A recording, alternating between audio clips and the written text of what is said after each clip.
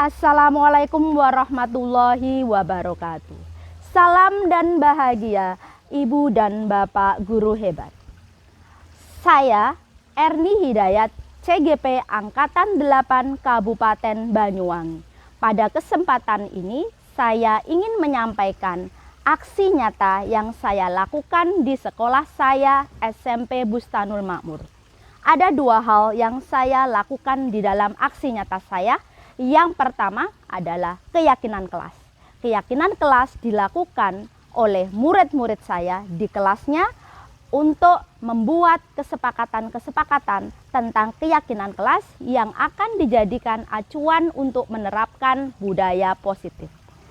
Selanjutnya, yang kedua, saya akan memaparkan dan menyampaikan diseminasi tentang budaya positif kepada Bapak Ibu guru di sekolah saya dengan harapan apa yang saya sampaikan akan membawa manfaat bagi rekan-rekan sejawat dan juga untuk kemajuan SMP Bustanul Makmur. Bapak Ibu guru silahkan menyimak video yang akan saya bagikan.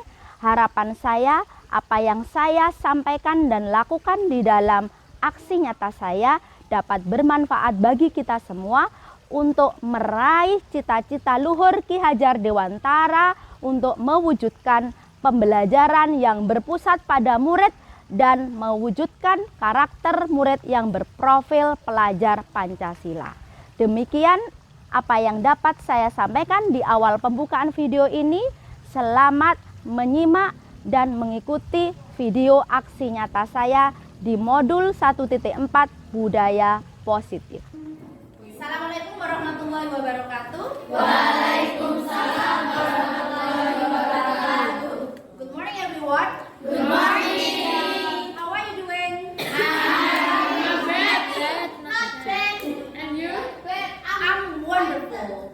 Baik anak-anak, pada kesempatan kali ini kita di hari pertama masuk kita akan membuat keyakinan kelas. Tahukah kalian apa itu keyakinan kelas? Ada yang tahu? Tahu. Kartu biru. Bukan. Kalau dulu ketika kelas 8 kalian membuat apa nak? Tata tertib kelas. Apakah sama antara peraturan kelas dengan keyakinan kelas? Sama apa tidak? Beda. Kira-kira ada yang tahu bedanya? Kalau peraturan kelas contohnya seperti apa? Dilarang. Apa? Coba silakan maju tuliskan kata-kata yang kalian maksud dengan peraturan kelas yang kalian pernah tahu. Silakan. Dilarang merokok di kelas. Ya. Silakan tuliskan satu. Nadia. Enggak. Next yang kedua. Dilarang pacaran. Gede banget. Next. Ayo, dari sana. Saya. Ayo, kami. Nggak bisa.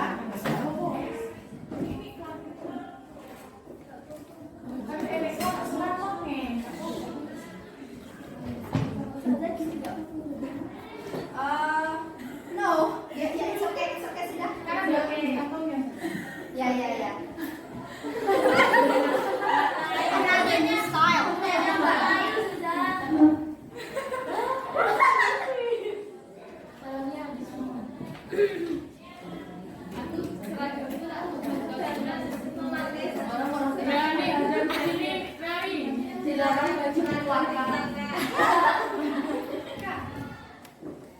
Satu lagi.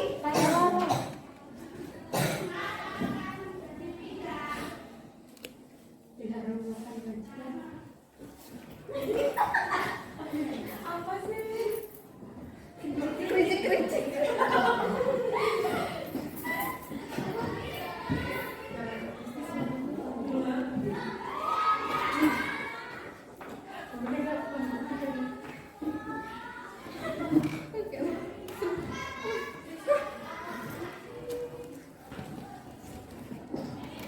Baik. Mari kita bahas ya. Anak-anak, tahukah kalian bahwa adakah kesamaan dari keempat peraturan kelas yang sudah kalian sebutkan tadi? Kalimatnya senantiasa diawali dengan Dilarang. Jangan. Dilarang. Apakah ada yang salah? Sebenarnya tidak salah, tetapi kalimatnya itu semuanya mengandung kalimat yang nuansanya itu apa? Tidak diperbolehkan. Berarti apa? Apa? Kalimatnya negatif. Kira-kira kalau aturannya sudah dilarang makan di kelas, sama seperti anak kecil, jangan main ya anak-anak, jangan bermain. Kira-kira anak-anak itu ketika dilarang malah dia akan main. Sama halnya ini, coba kita rubah kalimat-kalimat yang negatif ini, kita rubah menjadi kalimat apa? Positif. Maka kedengarannya akan berbeda. Kalau peraturan kelas itu sifatnya kalimatnya itu spesifik, kita akan rubah dan kalimatnya mengandung kalimat negatif. Kita rubah peraturan kelas ini menjadi sesuatu yang baru buat kita, yang disebut apa anak-anak? Keyakinan kelas. Keyakinan kelas adalah suatu aturan, kalimat-kalimat yang berasal dari kebajikan, nilai-nilai kebajikan yang kita pelajari. Masih ingat nilai-nilai kebajikan yang kita pelajari di sekolah? Ada dimensi profil pelajar Pancasila. Masih ingat apa saja itu? Beriman, bertakwa kepada Tuhan Yang Maha Esa, dan berakhlak mulia. Yang kedua apa? Berkebinekaan global, bergotong royong, mandiri, kreatif, bernalar kritis. Ada satu lagi nilai kebajikan yang sudah berakar di Buma, ada 7 budi pekerti. Apa saja? Silakan salah satu ke depan. Bisa dipraktekkan? Ayo, time is running. Ayo, Ustazah di sebelahmu. 7 budi utama SMP Pusat Makmur. Jujur, tanggung jawab, visioner, disiplin, kerjasama, adil, peduli. Baik, dari 7 budi utama itu adalah salah satu nilai-nilai kebajikan yang diajarkan di Buma. Itu kita buat menjadi kalimat-kalimat keyakinan kelas. Keyakinan kelas itu sifatnya universal, abstrak, tapi ini diterima oleh seluruh warga negara Indonesia, tidak berbatas suku, agama, apalagi ras, budaya. Contoh, saling menghormati. Di seluruh agama diajarkan? Di seluruh suku bangsa diajarkan?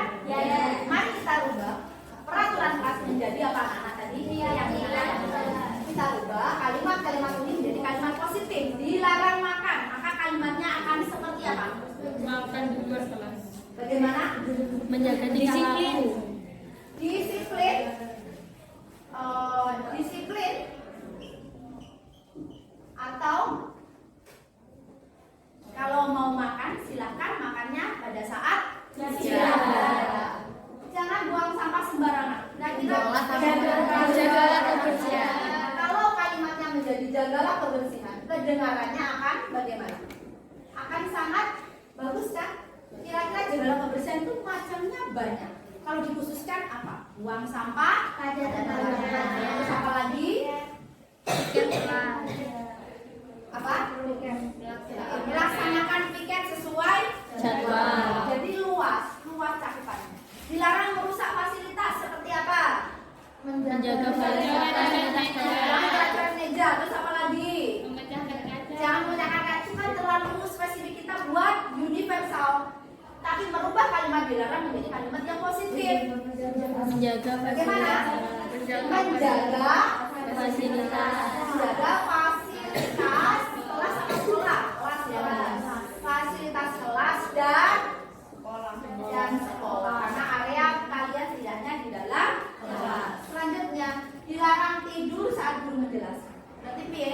Saling menghargai. Kan ketika guru menerangkan kamu dewe tidur ramai, maka itu kalian tidak menghormati. Jadi saling apa? Menghargai dan Menghormati. Saling menghargai dan menghormati ini adalah salah satu nilai-nilai kebajikan yang diterima secara universal. Dari sini bisa dipahami ternyata keyakinan kelas itu harus dibentuk dari ide-ide kalian disatukan. Nanti kita buat keyakinan kelas. Ada sticky note. Sticky note-nya nanti setiap anak boleh mengisikan 2 maksimal, minimal 1. Tulis di sini, nanti kita perwakilan anak akan membantu memandu mengelompokkan. Kira-kira yang sama yang mana? Kita akan buat keyakinan kelas bersama. Maka ketika keyakinan kelas ini dibuat secara bersama-sama, nanti disepakati oleh kita semua, pada akhirnya keyakinan kelas ini akan dijadikan acuan bagi kita untuk mentaati segala aturan yang ada di sekolah. Kalau sama-sama disadari, maka manfaatnya akan luar biasa bagi siapa? Kita semua. Baik, bisa dipahami anak-anak? Saya akan bagikan sticky note-nya. Jelas, ada beberapa. Silakan setiap anak nanti menuliskan 1 kalimat di dalam 1 sticky note, minimal 1, maksimal 2. Do you understand? Yes. Nanti kita akan tempelkan di sini. Kalau udah selesai, you don't need to write your name, nggak perlu tulis namanya, just stick on this paper di kertas lalu. Come on.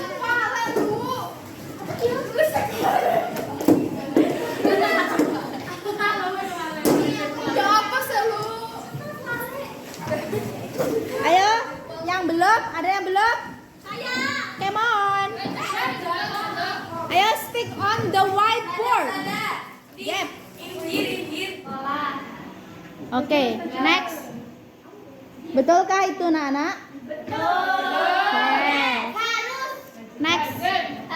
Saling menghormati guru saat pelajaran. Sepakat? Sepakat. Okay, good. Next one. Bicara yang baik dan sopan. Oke. Disiplin, taat pada keyakinan kelas. Berkata-katalah yang baik, sopan dan tidak kasar atau kotor. Disiplin membayar kas, saling menghargai.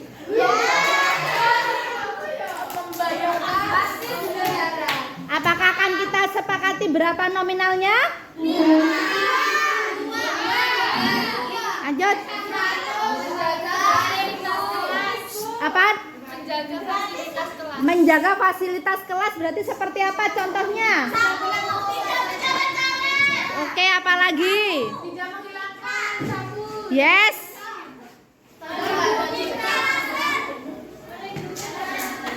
Harus sopan santun kepada orang yang lebih tua.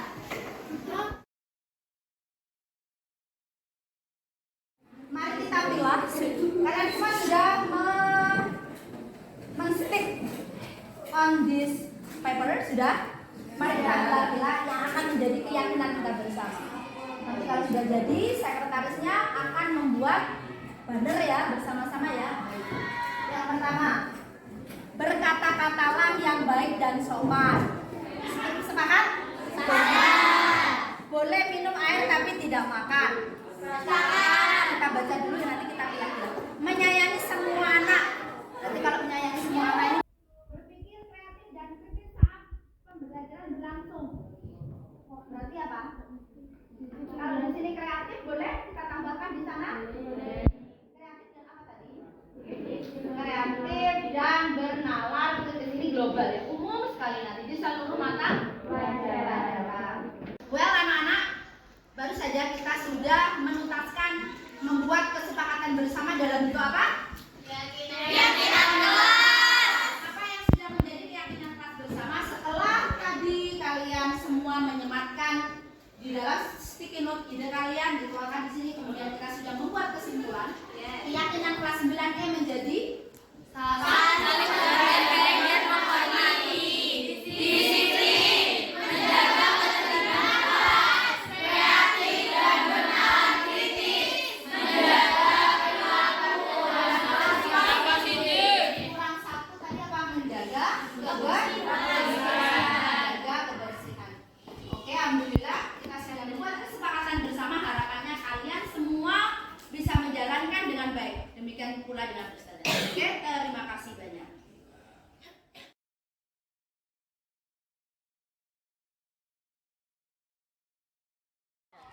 Baik, sebelumnya perkenalkan nama saya Nadia Aminatul Zahra, saya murid kelas 9E. Jadi di sini saya akan menyampaikan terkait refleksi dari keyakinan kelas. Setelah kemarin saya dan teman-teman kelas membuat keyakinan kelas, di sana kami baru tahu kalau semisalkan keyakinan dan peraturan itu berbeda. Di peraturan kebanyakan kita akan ditunjukkan dengan hal jangan, dilarang, apapun yang berkait tentang kenegatifan. Tapi sedangkan di keyakinan kita akan mendapatkan suatu kata yang lebih maknanya lebih banyak. Kayak seperti kalau misalkan di peraturan itu katanya jangan buang sampah sembarangan.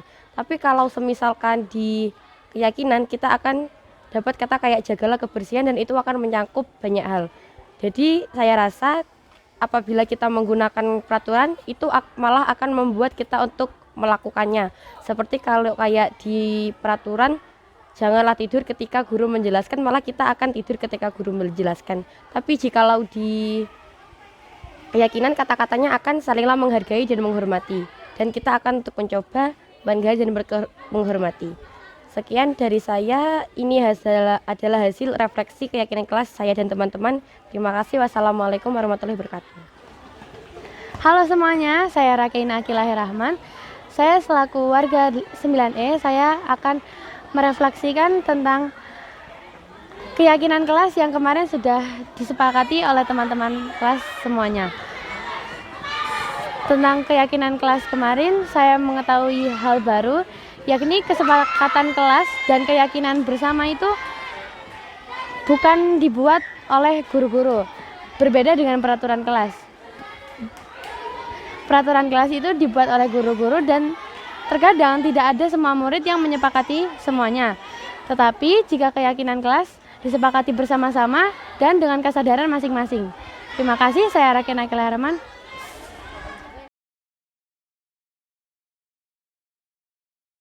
Warahmatullahi wabarakatuh.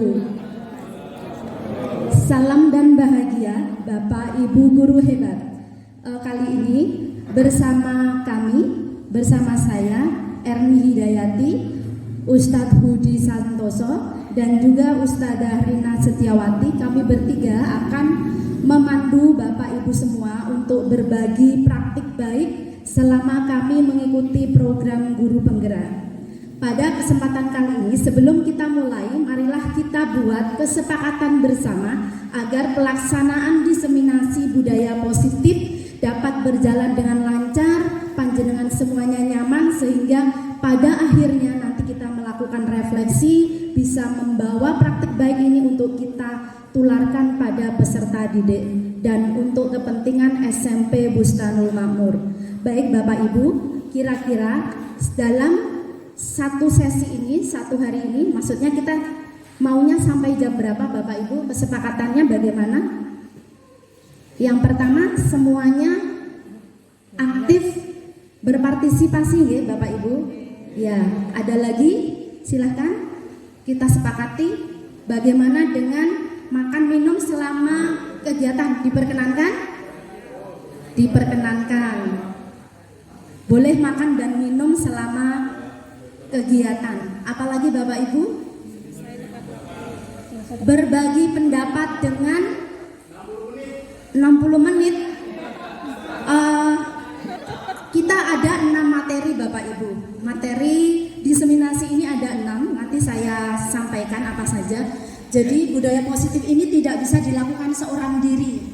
Harus kami bagikan kepada jenengan semua. Kenapa? Karena pada intinya ruh kurikulum merdeka sejalan dengan filosofi Ki Hajar Dewantara, yaitu memberikan kegiatan pembelajaran yang sepenuhnya harus berpihak pada murid.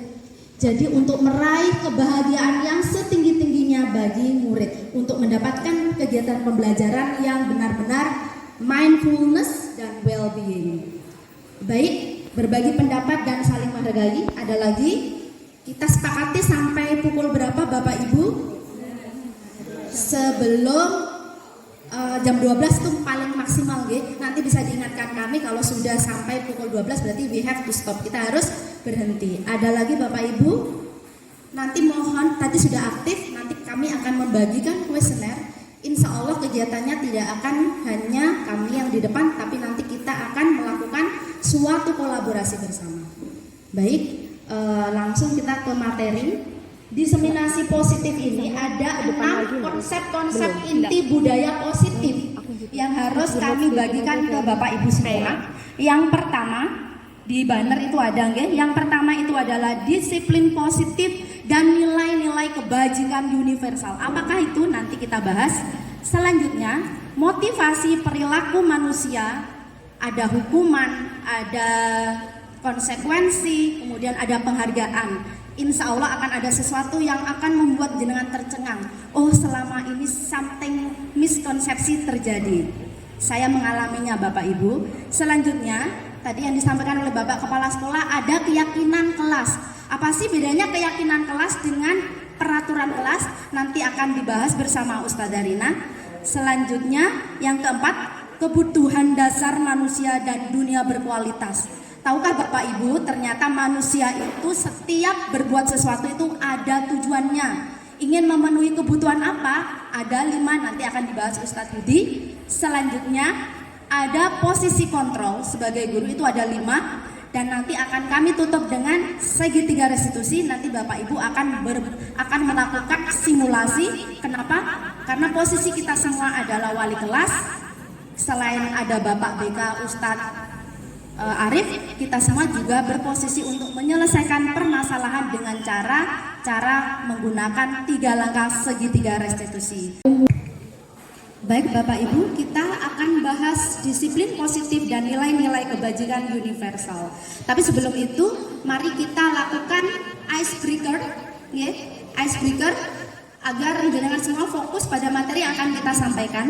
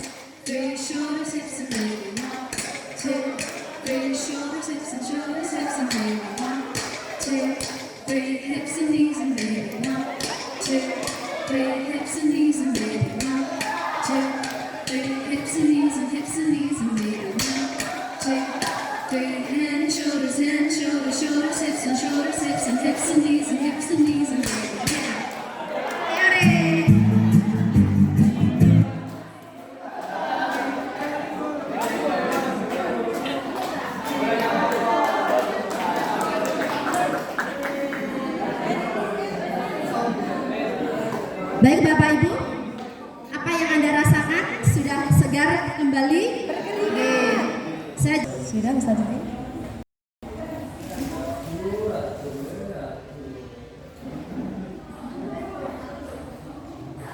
Baik Bapak Ibu, ini adalah materi yang akan kita sampaikan pada hari ini. Tadi sudah kami sampaikan ada 6. Sekarang kita pada disiplin, perhatikan. Jenengan tahu kepalan tangan? Nggih, coba kita akan lakukan perubahan paradigma kepalan tangan.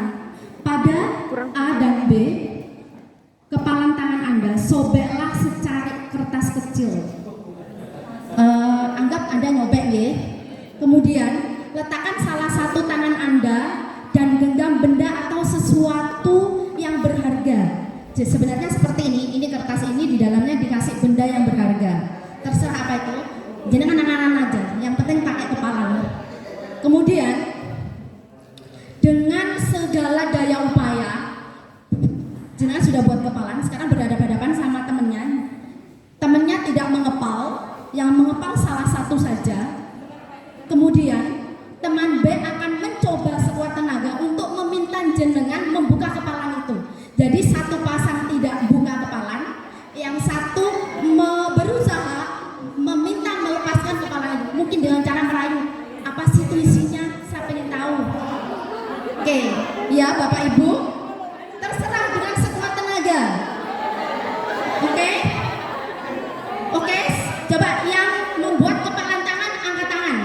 Oke, yang berusaha merebut silahkan, jangan berusaha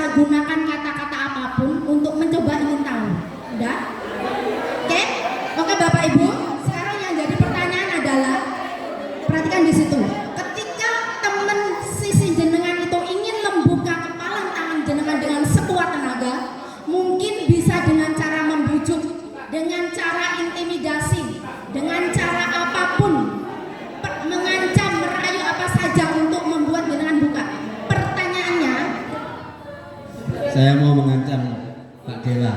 Kau tidak akan kupanggil Mas L kalau nggak dibukakan itu. Oke, baik. Sekarang apa yang terjadi Bapak Ibu? Kira-kira yang bisa membuka kepalan tangan itu siapa? Saya mau tanya. Jenengan yang A tadi yang punya kepalan tangan atau temennya yang ngeyel biar kepalan tangan jenengan itu bisa dibuka? Siapa kira-kira yang punya kontrol untuk membuka kepalan tangan? Siapa? Yang punya kepalan. Loh, padahal temennya sudah bujuk, ngancam. Kenapa? Jenengan mempertahankan untuk membuka atau menutup kepalan tangan itu? Karena prinsip. Oke, baik. Berarti posisi kontrol itu kita sebagai guru, kita memaksa anak menyelesaikan kasus agar dia buka diri, tipe anak introvert. Kira-kira mau buka diri itu si anak atau kita guru yang mengancam si anak? Jadi nilai kontrol itu sebenarnya ada pada diri kita. Oke. Baik. Sekarang kita pada disiplin. Disiplin itu biasanya diartikan sebagai apa Bapak Ibu yang jenengan tahu? Tepat waktu. Apakah disiplin itu ada urusannya dengan kepatuhan? Kepatuhan pada suatu aturan? Iya. Rata-rata semua orang suka sekali kalau kita bicara tentang kedisiplinan. Disiplin itu dari bahasa Latin, itu jenengan bisa dilihat. Di dalam budaya kita, makna kata disiplin telah berubah menjadi sesuatu yang dilakukan seseorang pada orang lain untuk mendapatkan kepatuhan. Biasanya kedisiplinan itu akan dihubungkan dengan ayo deh pakai sepatu. Kira-kira murid-murid kita nyaman nggak pakai sepatu harus hitam misalkan? Kalau di sini nggak hitam ya, pokok pakai sepatu. Anak-anak nyaman nggak sih pakai sepatu? Kalau jangan amati, kadang nyaman, kadang enggak. Kemarin saya lihat Instagramnya Gelombang itu. Apa sih yang kamu kangenin dari SMP? Di SMP itu bisa pakai sepatu bebas, di sini nggak bisa. Bisa pakai sandal, masya Allah kalau kakinya sakit ya. Lanjut. Bukan dengan apa yang kita hargai. Kedisiplinan tidak dihubungkan dengan tujuan apa yang ingin kita capai. Selanjutnya, makna disiplin. Disiplin kalau kita tambahkan kata-kata positif maka artinya akan berbeda. Disiplin positif adalah pendekatan untuk menuntun kodrat anak agar berdaya dalam mengontrol diri, karena kontrol itu harus ada pada diri, dan menguasai diri untuk memilih tindakan yang mengacu pada nilai-nilai kebajikan. Disiplin positif menjadi komponen utama untuk mewujudkan budaya positif. Sekarang, nilai-nilai kebajikan apa yang sudah kita kenal? Di Bustanul Makmur kita punya 7 pilar budi utama. Itu adalah nilai-nilai kebajikan yang kita buat kesepakatan bersama. Apa saja Bapak Ibu? Jujur, tanggung jawab, visioner, disiplin, kerjasama, peduli. Baik. Sebenarnya dalam Islam nilai-nilai kebajikan itu sudah ada, nggih. Sifat-sifat Nabi Muhammad itu ada jujur, amanah dan lain sebagainya. Selanjutnya, nilai-nilai kebajikan adalah sifat-sifat positif manusia yang merupakan tujuan mulia yang ingin dicapai. Nilai-nilai kebajikan itu sifatnya universal, dia tidak ada hubungannya dengan suku, agama, bangsa, budaya ataupun latar belakang, karena nilai-nilai kebajikan universal ini diakui oleh dunia. Setiap perilaku atau perbuatan itu memiliki tujuan. Seperti tadi jenengan punya kepalan tangan, mau dibuka atau mau ditutup, itu yang punya kontrol adalah diri kita. Dengan mengaitkan nilai-nilai kebajikan yang diyakini seseorang, maka motivasi intrinsik. Motivasi intrinsik itu motivasi yang tumbuhnya dari dalam. Pertanyaannya, untuk menumbuhkan motivasi intrinsik seseorang, apakah itu mudah Bapak Ibu? Mudah apa tidak? Sulit. Boleh motivasi itu berawal dari motivasi eksternal dulu, boleh. Bagaimana memunculkan, menumbuhkan, membangun, memupuk motivasi internal, maka peran guru ada di sana. Sehingga itu tadi mampu menciptakan motivasi yang berada dalam diri untuk mencapai tujuan mulia. Nilai-nilai kebajikan 7 budi utama ini yang sekarang lagi didengung-dengungkan. Sebenarnya ada 9 Bapak Ibu. Saya hanya mengambil intisari 1 yaitu profil pelajar Pancasila. Kita sudah mengimplementasikan dalam keseharian kita dalam P5. Kalau boleh tahu apa saja Bapak Ibu 6 dimensi dalam P5? Yang pertama, gotong royong, dan Tuhan Yang Maha Esa, gotong royong, kebinekaan global, mandiri, kebinekaan global, bernalar kritis, berkebinekaan global, dan udah Bu. Selanjutnya saya tentang disiplin positif. Nanti ketika kita selesai di 3 sesi nanti akan kembali dengan saya. Assalamualaikum warahmatullahi wabarakatuh.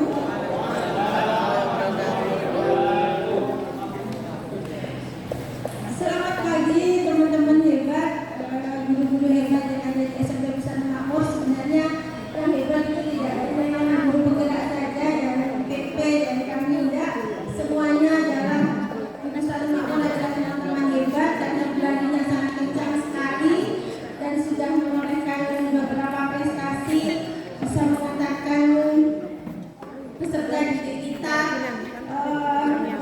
sampai ke tingkat internasional itu kita sudah pencapaian sangat luar biasa. Jadi ternyata tim itu sangat benar-benar dibutuhkan. Nah ternyata dari berdirinya dari SMP Pusat Makmur sampai sekarang yang saya dengar beberapa memang ada perubahan yang lebih baik. Untuk berikutnya yaitu adalah perubahan lingkungan belajar yang lebih baik melalui keyakinan kelas. Jadi sekarang ini yang kita pegang dalam kongres untuk membuat anak-anak semakin nyaman di kelas. Bagaimana? Ini yang kita butuh adalah keyakinan kelas.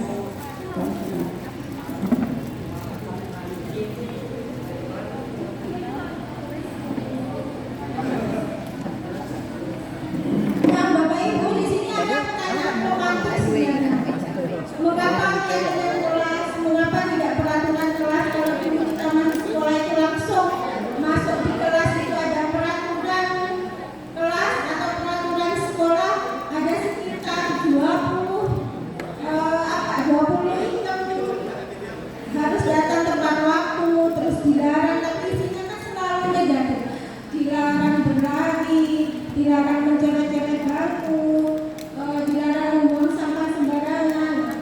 Nah ini yang kami dapatkan di program pendidikan guru penggerak adalah hal-hal yang kalimat negatif tadi dirubah menjadi kalimat positif. Agar apa? Agar siswa kita itu tergerak dan bersemangat untuk mengikuti keyakinan atau kesepakatan yang sudah dibuat itu dengan semangat, jadi tidak dengan keterpaksaan. Jadi dengan kesadaran diri, intinya seperti itu.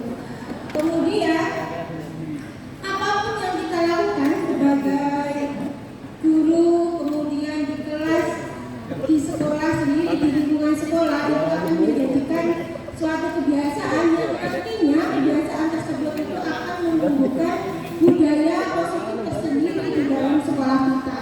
Contoh, kalau yang sudah kita lakukan kan kebiasaan yang baik yang sudah ada di sekolah, mulai dari bersama, kemudian menyebut anak-anak, menyapa anak-anak dengan senyuman, anak-anak bersalaman kepada gurunya, sama-sama bersekan kalau ketemu gurunya, kemudian setelahnya itu adalah pembiasaan yang kemudian menjadi budaya positif yang baik di dalam sekolah kita. Dan mengapa adanya keyakinan kelas itu penting untuk terbentuknya sebuah budaya positif? Karena apa? Ternyata keyakinan kelas itu tadi menggerakkan kebiasaan menjadi budaya positif. Jadi akan terbentuk budaya positif. Bagaimana mewujudkan sebuah keyakinan kelas yang efektif? Ini dilakukan dengan sebuah kesepakatan. Jadi tadi yang pertama Bapak Ibu kan sudah melakukan kesepakatan dengan Ustadzah Erni dalam kegiatan ini agar tepat waktu. Sebenarnya adalah ada yang kurang adalah hadir seutuhnya. Seutuhnya itu berarti pikirannya tidak boleh kemana-mana. Kalau di kami itu kalau pendidikan kadang tidak ber-WA, HP dalam mode diam atau silent dimatikan sekalian, itu adalah kesepakatan. Nah, kesepakatan ini tadi dibuat bersama dengan Ustazah Erni, jenengan, itu adalah keyakinan kelas, keyakinan di kegiatan, itu sama saja. Jadi mengapa kesepakatan itu sangat penting. Nah, ini pertanyaan berikutnya.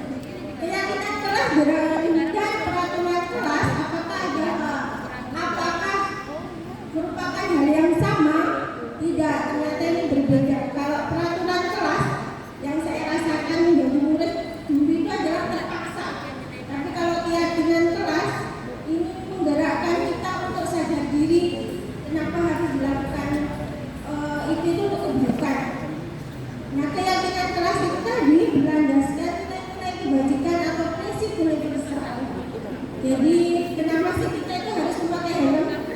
Kadang kan orang kalau memakai helm itu terpaksa ya sama polisi. Nanti kalau dicegat, helm itu sama polisi cegatan daripada bayar uang 50.000. Nah, itu kita tidak sadar padahal itu kita memakai helm itu adalah kebaikannya apa? Kebaikannya adalah untuk keselamatan. Ya Bu. Nah, itu namanya nilai-nilai kebajikan. Kemudian kenapa pada saat COVID kemarin kita itu harus memakai masker? Nilai kebajikannya apa? Supaya paru-paru bersih. Agar kita itu tetap menjadi sehat. Itu adalah nilai kebajikan.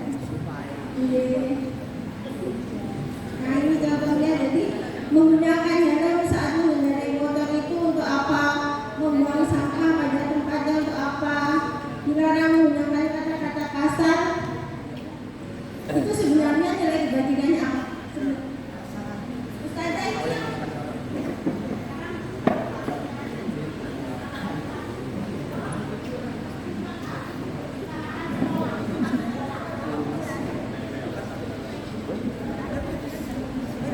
ya. Nah, ini isinya. Jadi menggunakan helm saat mengendarai motor itu untuk keselamatan kita, Bapak Ibu. Membuang sampah pada tempatnya adalah untuk menjaga kebersihan. Dilarang menggunakan kata-kata kasar itu agar kita selalu bersikap positif dan saling menghormati. Nah, ini ada sedikit tugas dari kita sebenarnya kita mengurutkan langkah-langkah utama dalam menetapkan keyakinan kelas serta pendalamannya. Ini masih belum runut Bapak Ibu. Jadi yang pertama itu ada berdiskusi mengenai gambaran perilaku yang mencerminkan keyakinan kelas, mengubah peraturan menjadi kalimat yang lebih positif, meninjau ulang keyakinan kelas dari waktu ke waktu, berdiskusi memunculkan peraturan-peraturan yang perlu ditaati warga kelas, berdiskusi mengenai peran seluruh warga kelas, menyaringkan peraturan-peraturan menjadi nilai-nilai kebajikan atau keyakinan kelas. Di Bapak Ibu, karena memegang sticky note, saya minta tolong untuk mengurutkan. Silakan nanti ditulis saja. Jadi di situ ada 6 tabel. Ditulis saja di awal-awalnya.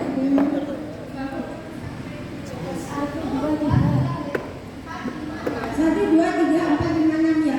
Jadi berdiskusi mengenai gambaran perilaku. 1, mengubah peraturan-peraturan itu. 2, meninjau ulang. itu 3, berdiskusi memunculkan peraturan perlu ditaati. 4 dan seterusnya. Silakan diturutkan. Dimulai dari start. Siapa yang mendapatkan hadiah? Urutkan nomornya aja, Pak, ditulis kata-katanya. Nomornya aja sudah. 1, 2, 3 dari kiri ke bawah. Kemudian 6, kemudian 7,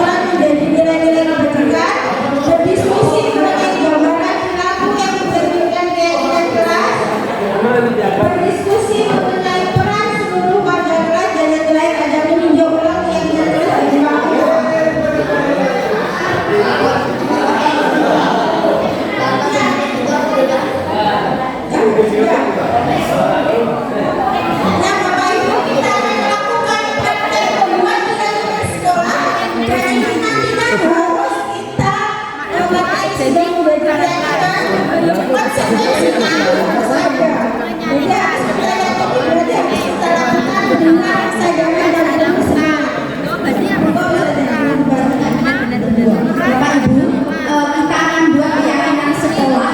Nanti keyakinan sekolah ini akan kita buat di banner atau bagaimana? Karena ini murni dari hati jenengan ya. Kita buat keyakinan sekolah. Contohnya, kalau cekloknya kita berlakukan 6.55. Sekarang nanti kita buat. Jam 07. Seorang guru harus bagaimana nanti kita buat. Hari ini jenengan dikasih kertas berapa itu? 2. Setiap orang bisa menuliskan minimal 1, maksimal 2 tentang keyakinan sekolah. Silakan yang guru putri ada di sebelah kiri, yang guru putra ada di sebelah kanan. Jangan tempelkan keyakinan kelas yang sesuai yang Anda inginkan. Prosedurnya tadi seperti itu. Untuk guru ya? Keyakinan sekolah. Kita sebagai guru bukan murid. Berarti memunculkan peraturan dulu ya? Ada 2 kertas, minimal 1, maksimal 2. 1 kertas 1 keyakinan. Ustazah Erni. Nggih. Berarti tahapan pertama itu memunculkan peraturan dulu. Langsung kita buat keyakinan Bapak Ibu. Oh, ini sana. panduannya. Diskusi boleh enggak? 1 guru 1 kertas itu 1 keyakinan. Jangan 1 kertas banyak keyakinan. Oke? Dalam. Kurang Pak. Itu kurang. Ini Pak Ded. Saya Pak. Kamu keyakinanku Pak. Tapi ki sosial gak ada jawaban pasti. Keyakinannya pakai Pak. Apa nih? Kadang yang demokrat ya. Kenapa kok berdiskusi memunculkan peraturan dulu, kok perannya belakangan gitu? Dibahas Bu. Oh dibahas. Monggo Pak Budi. Kenapa Pak Budi? Kenapa urutan pertama itu berdiskusi memunculkan peraturan dulu, bikin peraturan dulu, baru kemudian berdiskusi mengenai peran. Kenapa kok tidak perannya dulu baru diskusi gitu?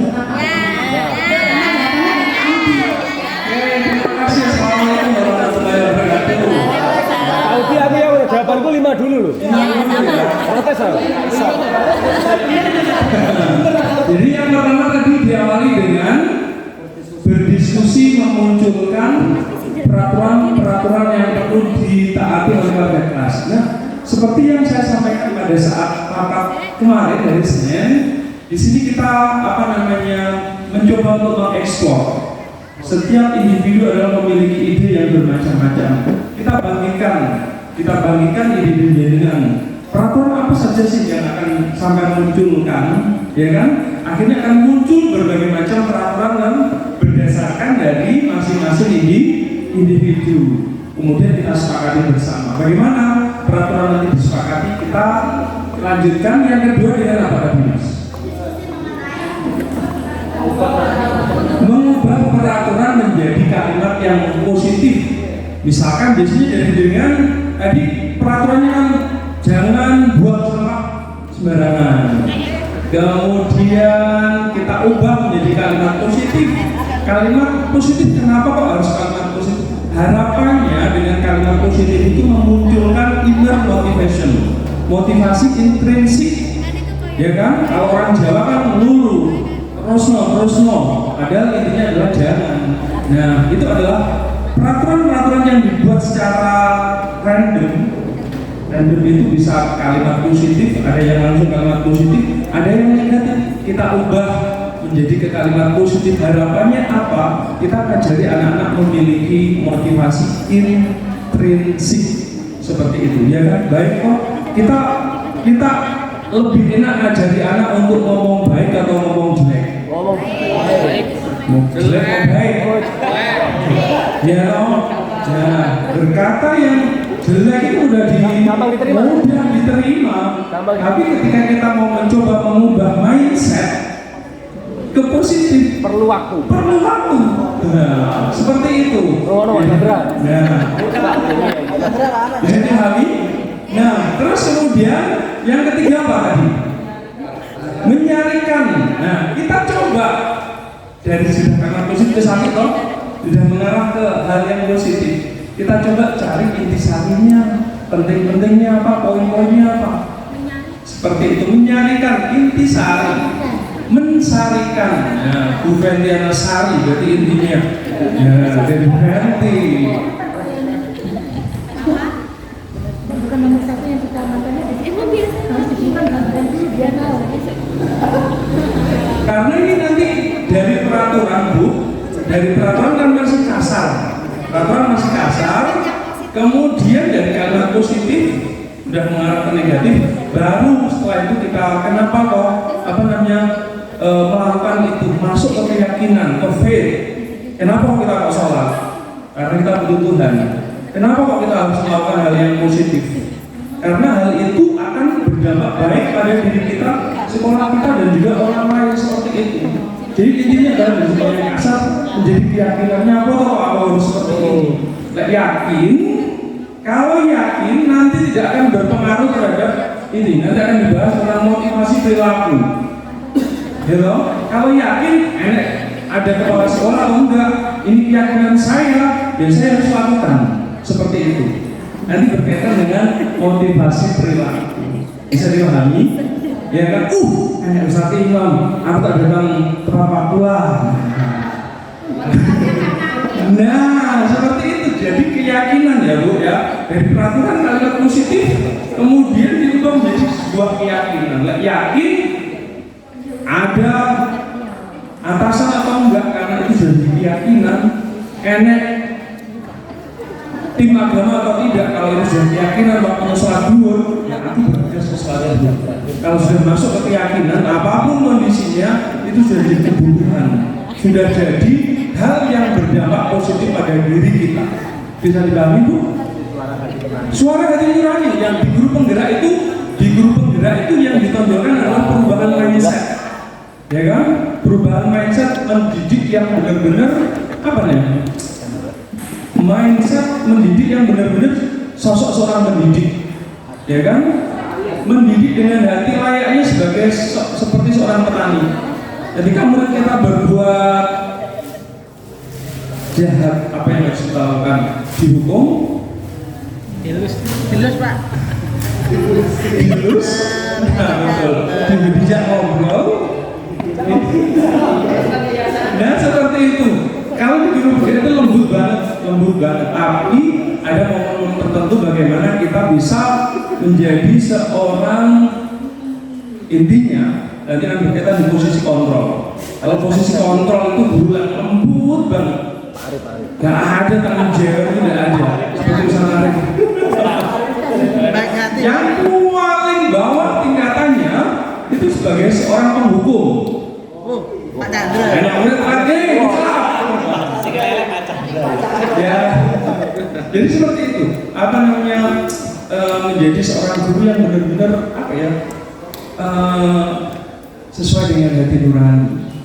Plus apalagi ditambah satu hal yang insya Allah nggak akan pernah rugi kita ketika kita niati ibadah. Insya Allah nggak akan ada ruginya. Ya, harus benar wis. Insya Allah nanti. Yang paling tinggi adalah sebagai seorang manajer, ya kan? Hukum manajer itu seperti apa? Nanti akan ada kaitannya dengan apa ya? 5 posisi kontrol dan juga sebagai seperti segitiga restitusi ya Bu ya. Nah, bagus. Nah, kemudian yang kedua adalah sebagai seorang teman. Kalau yang ada di sini kayaknya sudah sebagai teman ya. Tidak teman, kemudian sebagai seorang pengontrol, yang terakhir adalah seorang manajer. Seperti itu ya Bu ya. Jadi kita bangkitkan anak-anak berpikir. Ya, kenapa? Karena setiap anak itu memiliki ide yang kreatif. Paham? Setuju nggak? Setuju nggak kalau seorang anak itu memiliki potensi yang bermacam-macam? Setuju. Memiliki ide yang benar-benar di luar nalar kita. Setuju Pak Udin. Hari ini ya Allah luar biasa. Saya kemarin merasa kagum sama Nabila Zahra. Di satu sisi itu dia harus nurut sama orang tuanya dan juga orang ini nggak darah. Di satu sisi dia harus nurut orang tuanya, tapi di sisi lain ketika ngobrol itu dia punya mungkin ada semacam sesuatu yang sedikit apa? Ya, banyak yang dan tersimpan yang tidak Banyak sekali tersimpan. kita Nah, juga. dan itu terjadi pada teman saya. Dia punya 2 anak. Anak yang pertama diperlakukan seperti layaknya seorang kompetitor. Ini olimpiade begini sih mau sampai elek, menang juara, bagus. Lanjut lagi ke level yang berikutnya, bagus. Nah, kemudian anak yang kedua diperlakukan berkembang secara alami. Ternyata beda sekali, ya Allah. Ini ada 2 sosok yang sangat berbeda di rumah saya. Anak yang pertama, sisi yang itu tadi kompetitornya, menjadi anak yang egois. Ya, menjadi anak yang egois, tidak bisa bermasyarakat. Kemudian peduli. Tapi anak yang kedua, toleransinya dapat, kemudian kepekaan sosialnya dapat. Nah, seperti pemuda Pancasila. Seperti itu. Oke? Ya. Seperti itu ya. Jadi akhirnya sampai menjadi keyakinan. Yakin ya wes, apapun harus saya lakukan karena apa? Karena itu nanti akan berdampak pada diri saya. Oke? Dampaknya pasti positif. Bisa dipahami Mas? Oke, lanjut. Keyakinan. Keyakinan. Oh, ya. Monggo kita bikin keyakinan sekolah. Tapi saya mau tanya, keyakinan ini nanti kita sepakati bersama atau hanya sekedar teoritis? Saya Bu. Disepakati bersama, tidak hanya sekedar opini. Setuju? Setuju. Pak, Harus hati nurani loh ya. hati nurani Pak Arif. Bener. Siap ya? Semoga ini benar-benar menjadi fondasi pada diri kita dan semua kita ya. Kasih nama ini Pak, kasih nama. Kasih nama atau tidak? Tidak usah ya. Tidak usah. Tidak usah ya. Biar lebih ini lebih siapa sih Galih? Oke, kita ekspor, kemudian kita sepakati bersama. Oke. Ya, oke, monggo. Silakan buat sesuai dengan Ibu-ibu.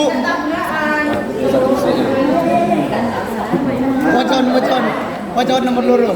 Kelas kita menghadiri penyelenggaraan sholat Idul mengumpulkan komunitas sholat berjamaah tepat. Nyindir Pak Arif memang. Pak Arif dari tempatku. Sholat berjamaah lo. Gue tuh lupa. Karena memang menghadiri toh belum sholat. Ayo. Stop layanan kan Nyindir Pak Arif. Semangat Pak Arif. Bagaimana sih Pak? Sana balik ke sana nih. Set.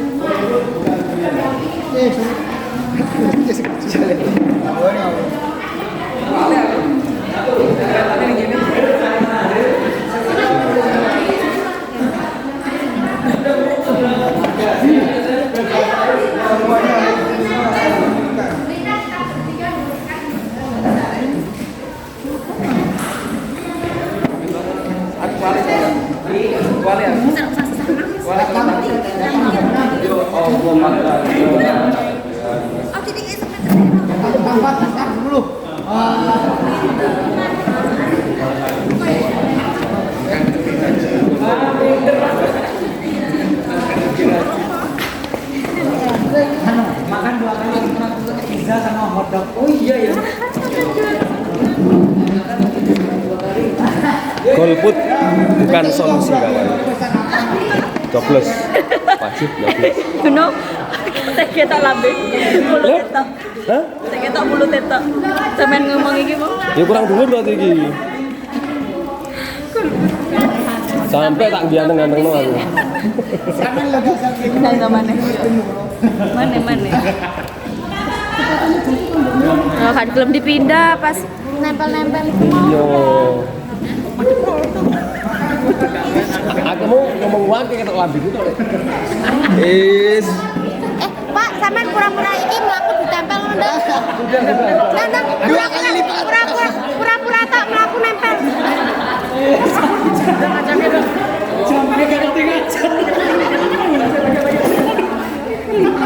Jangan Saya kalau ngajar gaji naik.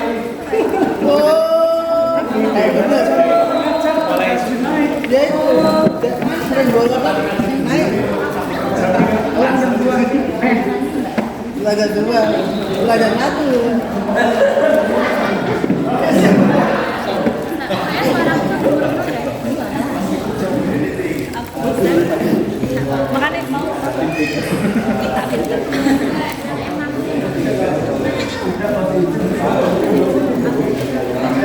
Jadi nanti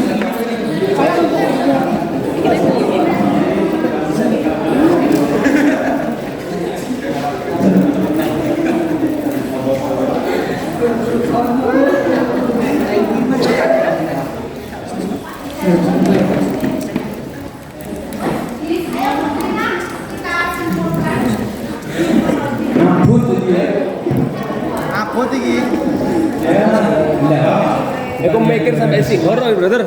Kita yang pertama ya. Lirik kono ya. Pak bengi. Monggo saiki ya. Pertama adalah saling menghormati, menghargai dan saling membantu. Kita buangkan dulu atau gimana Bu? Setuju atau enggak forum ya? Ini kan ya, yang pertama adalah saling menghargai, menghormati dan juga saling kolaborasi. Setuju atau mboten? Setuju? Oke. Setuju. Bisa dipilih ya Bu ya. Yang kedua adalah disiplin, memiliki tanggung jawab sesuai dengan tugas. Setuju? Setuju? Belum ada yang setuju ya? Setuju. Alhamdulillah. Yang ketiga, Menjaga kebersihan sekolah. menjaga kebersihan sekolah sesuai dengan tempatnya minimal. Ya. organik, kantor organik. Oh, guyu Mbak Aziz ya. Sesuai dengan tempatnya minimal. Ini menumbuhkan jiwa kebersamaan dan saling peduli sama dengan Saling menghargai. Ya. Oke. Kemudian datang tepat waktu. Disiplin. Disiplin. Datang tepat waktu. Bertanggung jawab dengan jam pengajar yang diberikan itu juga Ya benar. Disiplin. Pari. Mbak Ari ada masukan loh. Masuk kelas paling lambat 10 menit. Paling lambat. Sepakat atau tidak? Atau tepat waktu? Tepat waktu berarti nggak setuju ya? Ya, oke. Oh, 10 menit sebelum. Jangan, karena masih ada guru yang Oh, gitu. nah itu tadi adalah ide saya gini Bapak Ibu. Terkadang anak-anak itu sudah ya belum selesai ya. Kita kadang masih nilai sudah bel. Nah kita kan otomatis belum kesana gitu loh, maksudnya Ya. datang ke kelas paling terkadang kita sudah di depan kelas yang mau diajar karena si gurunya juga belum selesai ke ini. Mulai saya tambahkan. Biasanya Pak Ari nunggu di depan kelas. Jadi intinya begini Bapak Ibu, ada guru yang ketika ngajar dia menghabiskan waktu, maka guru jam kedua itu belum bisa masuk. Kalau saran saya, selama guru itu tahu, oh sekarang jam saya jam ke-2, maka jangan duduk di depan kelas. Terus insya Allah selama itu kita sadari tidak ada niatan aku molor, maka kalimat 10 menit masuk kelas lebih terlambat, kemudian memolorkan itu tidak akan ada, karena keyakinan yang dibangun adalah masuk tepat waktu begitu.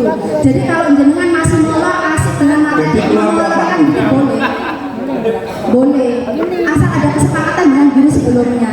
Yang sering kejadian masuknya terlambat. Yang sering kejadian itu adalah masuknya telat, keluarnya molor. Di jam pertama itu ada yang lolos, masuknya sudah terlambat. Nah, ketika dia menyampaikan materi, itu akhirnya molor. Nah, kita pada yang berikutnya. Berarti yang rawan-rawan ini yang memiliki 3 jam gitu. Bayangan kita 3 jam itu panjang, padahal 3 jam itu hanya 1 pekan sekali. Jadi terkadang ya ketika Bapak Ibu saya butuh banyak materi mengikhlaskan, tetapi kita tidak sadar ternyata kita yang membuang waktu di dalam kelas. Tapi sebenarnya enggak, karena Mbak Anies selalu ngobrolnya per jam, bukan 2 jam sekali. Mbak Anies ngobrolnya 1 jam sekali, sehingga itu lebih mudah bagi kita. Berarti saran dari Ustazah Fenty apa? Tepat waktu. Masuk tepat waktu, keluar tepat waktu. Yes, jadi kalau molor ada kesepakatan dengan guru sebelumnya atau sesudahnya. Pak, saya butuh waktunya 5 menit ya. Betul nggih? Yang kedua, fleksibel, jangan pernah ada niatan bobol karena tugas guru nanti ada urusannya dengan yang poin sebelah kanan. Nanti kita akan buat peran guru itu apa, tugas guru apa, tugas murid apa. Nanti Bapak Ibu menuliskan sekali lagi di sana. Monggo Ustazah Rina. Setuju ya? Sepakat. Coblos Pak Udi. Berikutnya, Pak Ibu.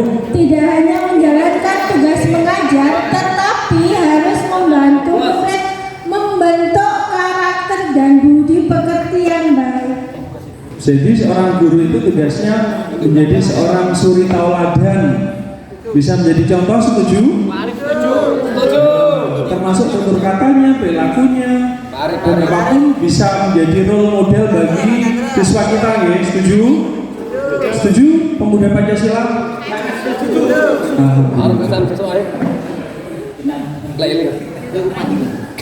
Berikutnya, Bu. Disiplin itu banyak sekali teman-teman, disiplin itu luas, jadi sekali disiplin itu mengerjakan tugas yang diberikan dari kurikulum, mengumpulkan tepat waktu, ternyata juga datang tepat waktu ke sekolah, masuk kelas juga tepat waktu, dan ini disiplin menggunakan seragam yang ditentukan.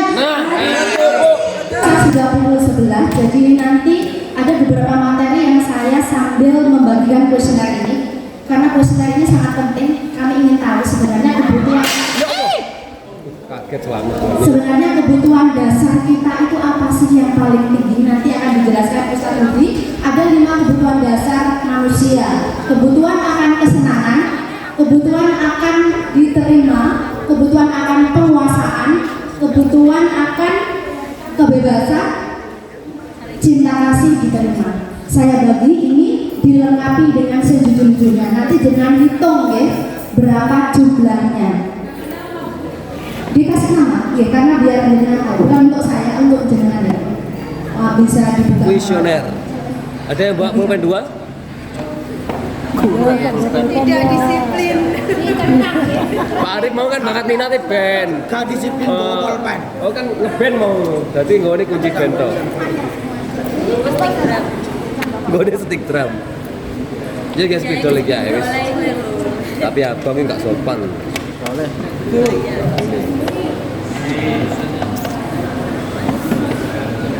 Siap. Pak melok mesti Pak, sampai niku seneng kuasai apa seneng menguasai? Kurang 1. Ini dilingkari ya? Lingkari boleh, centang boleh. Ini Pak, sampai nanti. Monggo Pak.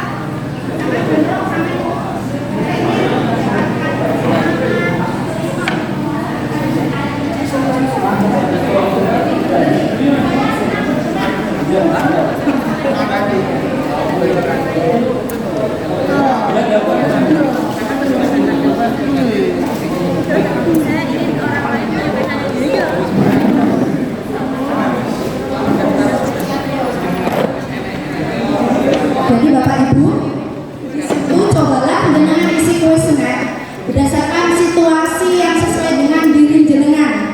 Setelah itu jumlahkan hasil dari masing-masing kategori dalam tabel berikut. Contoh, saya senang berteman. Kalau tidak benar, kalau jenengan itu sukanya dewean, berarti nomor 1. Kadang-kadang senang bolong. Atau sangat benar, kayak saya tuh tipikal orang yang suka berteman kepada siapa saja, contohnya. Silakan jenengan isi. Nomor 1 sampai 10 nanti akan menggambarkan apa, 11 sampai 20 itu untuk memenuhi kebutuhan apa, 21 sampai 30 apa, 31 sampai 40 apa, nanti kita bahas. Saya menghabiskan banyak waktu dengan orang lain. Ya dengan orang lain. Diseminasi nggak Mbak Pulpen bagaimana?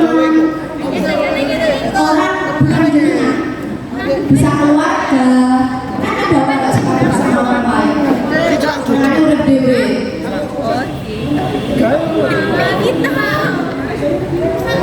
Saya menghabiskan banyak waktu dengan orang lain, bukan diri sendiri. Anak, suami, teman itu orang lain. Diri sendiri kan berarti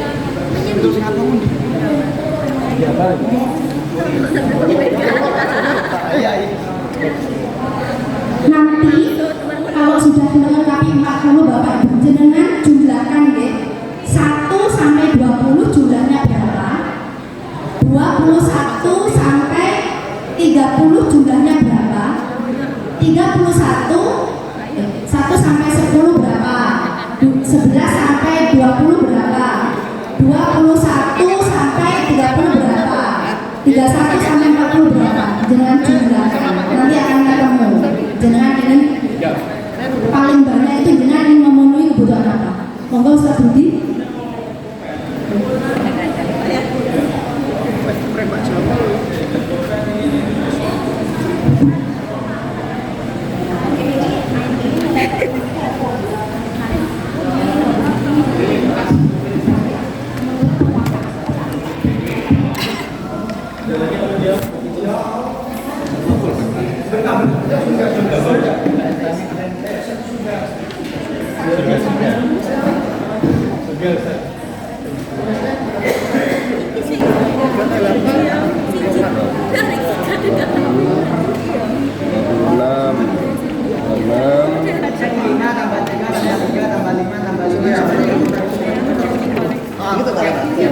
Berki berjilbabmu kangangnya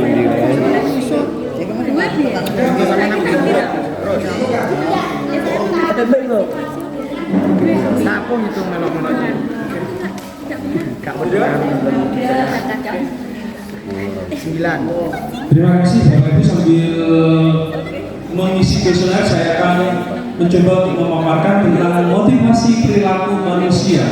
Saya kaitkan dengan motivasi, hukuman dan juga reward.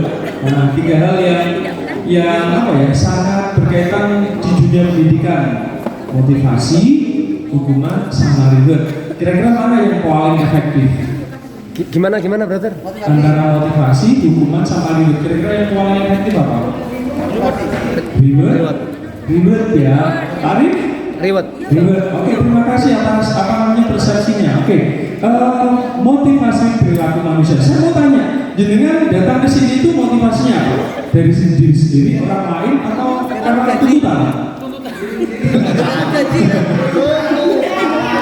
Diri sendiri Pak Udi. Dari diri sendiri. Alhamdulillah, teman-teman buat tertarik dari diri sendiri.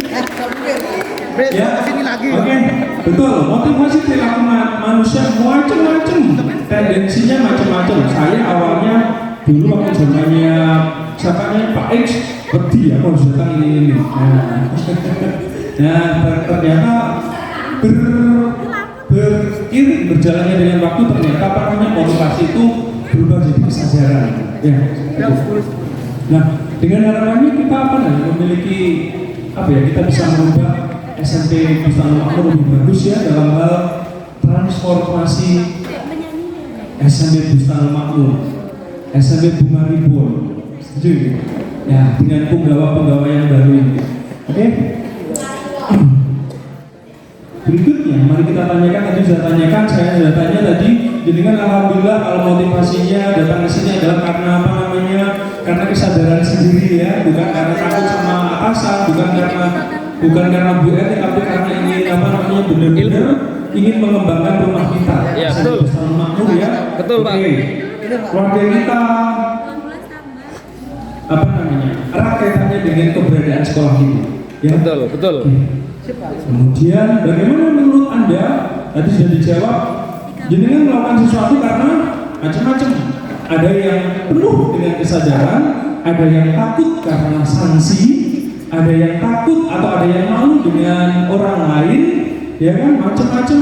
tendensinya. Tapi saya berharap atau kami berharap motivasi kita berada di sini benar-benar atas kesadaran sendiri, sehingga apapun kondisinya tidak akan pernah goyah. Kenapa? Karena sudah menjadi keyakinan bersama. Insya Allah akan bermanfaat. Menurut Diane Goshen, 3 motivasi perilaku manusia, yakni yang pertama untuk menghindari ketidaknyamanan atau hukuman. Aku datang tepat waktu, aku wedi di komod push up. Ya, ini ada dia anak-anak, tapi kita enggak lah, insya Allah. Yang kedua adalah untuk mendapatkan imbalan atau penghargaan dari orang lain. Nah, ini yang lebih tinggi lagi. Tapi insya Allah ketika kita melakukan tugas kita dengan penuh tanggung jawab, insya Allah imbalan itu akan mengikuti. Setuju. Dan yang ketiga adalah ini yang paling tinggi untuk menjadi orang yang mereka inginkan dan menghargai diri sendiri dengan nilai-nilai yang kita yakini. Yang paling tinggi keyakinan tadi. Ya, ada enggak ribut, ada enggak atasan? Ini yang menurut saya bagus, ini yang harus saya lakukan. Kita berharap seperti ini, ya. Oke. Berikutnya, tujuan akhirnya adalah kita membentuk disiplin yang positif. Kenapa? Karena dengan tujuan dari disiplin positif adalah menanamkan motivasi yang ketiga tadi pada diri kita atau pada mulut kita, yaitu menjadi orang yang kita inginkan dan menghargai diri sendiri dengan nilai-nilai yang kita yakini.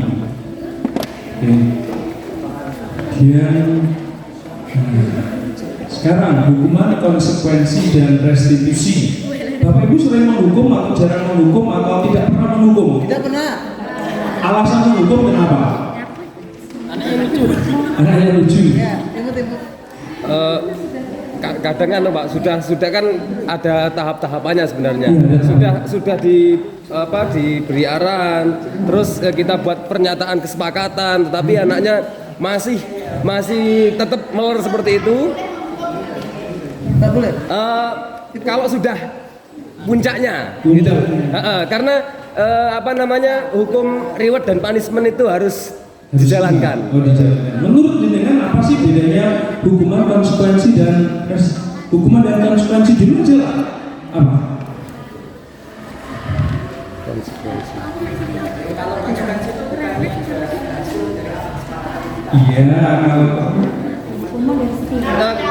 satu-satuan ya.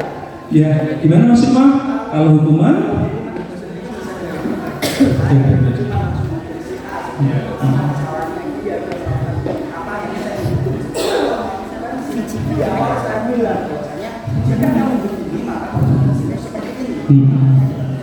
Ada yang lain?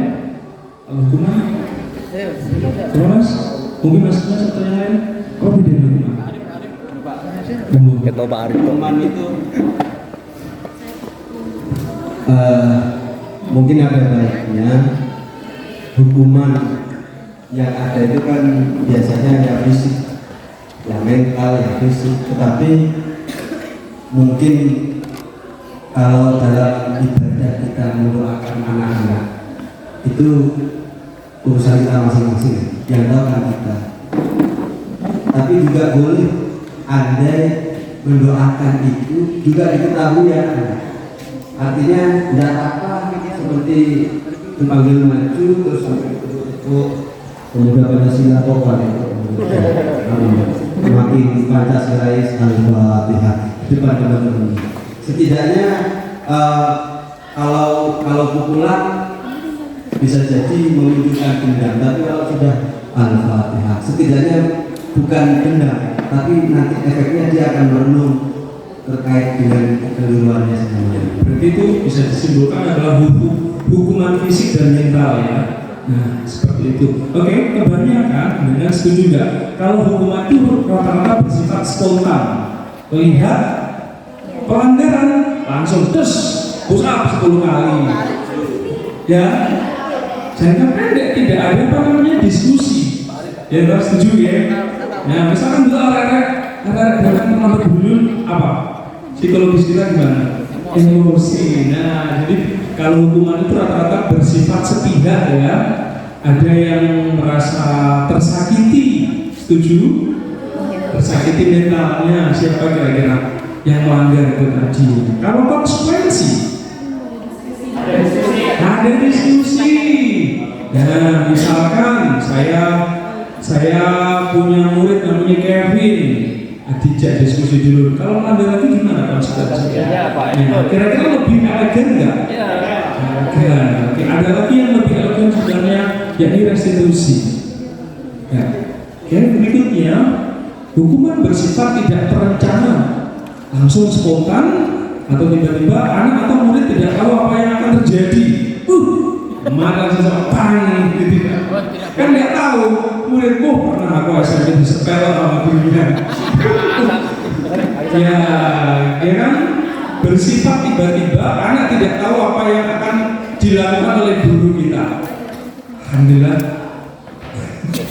Ya, hukuman bersifat satu arah dari guru saja, kemudian murid hanya menerima hukuman tanpa melalui kesepakatan, dan rata-rata murid akan disakiti oleh perbuatan atau kata-kata, ya kan? Kata-kata atau fisik hukuman rata-rata seperti itu ya. Kita saat ini kita coba arahkan dari hukuman menjadi konsekuensi lah. Nah, yang berikutnya, kalau konsekuensi itu sudah terencana, sudah ada kesepakatan. Kalau restitusi itu menciptakan kondisi bagi murid untuk memperbaiki kesalahan mereka. Rata-rata kita nggak sabar. Diomongin pelan-pelan, dilus-lus, besok melanggar lagi. Ya Pak ya, dilus-lus, didoakan melanggar lagi. Ya ngomongin. Ya ini restitusi yang benar-benar jadi seorang pendidik. Dia ajak tahap-tahapannya ya Bu Eri ya. Ya menstabilkan identitas, tidak ngejlok nih identitasnya. Distabilkan sehingga anak yang merasa bersalah itu tidak dijatuhkan mentalnya, tapi disadarkan bahwa apa yang dilakukan itu kurang tepat atau melanggar keyakinan yang sudah disepakati. Langsung. Kalau ribut penghargaan, hadiah. Kenapa kok hadiah?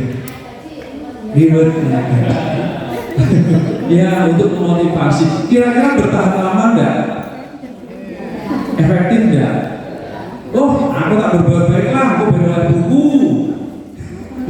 Ya, aku tak datang biar nanti dapat ini. Enggak ya? Ya sesekali enggak apa-apa memberikan reward sesekali ya kan, untuk membangkitkan motivasi dari Anda. Bapak, motivasi itu bisa perkataan good job, dan awesome, tepuk tangan itu jangan motivasi. Ya, syukur-syukur kalau bawa yogurt, dan kotak Yakult. Anak senang.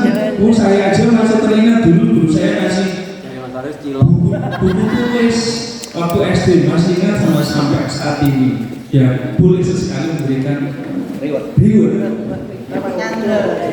Pengaruhnya jangka pendek dan jangka panjang. Reward, insya Allah berdasarkan ini referensi, pengaruhnya hanya jangka pendek, ya nggak jangka panjang. Yang jangka panjang adalah itu tadi, membentuk keyakinan itu tadi. Nah, langsung aja kebutuhan dasar manusia. Kenapa anak melanggar? Kenapa kita melanggar? Karena kebutuhan kita tidak terpenuhi. Kenapa Mas Arif suka melanggar? Tapi sekarang nggak melanggar karena kebutuhannya sudah terpenuhi. Mobil ada, istri setia, anak baik, ya loh. Utangnya,